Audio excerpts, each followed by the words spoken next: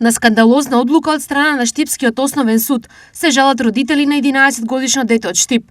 Нивниот син лани во април безмилосно бил тепан во училишниот двор од родител на друго дете.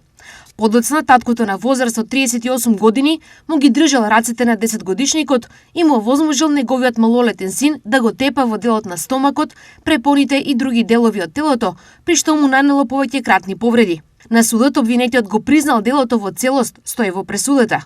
Иако се е кристално јасно, судијата во овој случај на возрастниот насилник му одредил казна од само 300 евра. Ние сме максимално разочарани од судијата и од изречената казна, бидејќи оваа казна не е ниту предупредувачка, туку е стимулативна.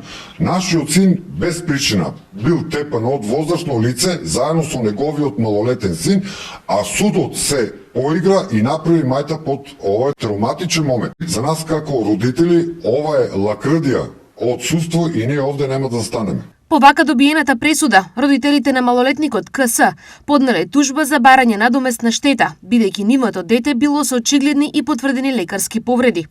За нив овој суд исто така донел разочарувачка одлука, бидејќи веќе обвинетиот кој вината ја признал во целост, бил задолжен на тепаниот ученик да му исплати вкупна штета од само 32.000 денари. Ова за нас беше втор шок, бидејќи исто како и првата казна, и ова е неприфатливо ниска. Траумите кај детето се останати за секогаш, а родителот насилник поминува полесно од сите очекувања.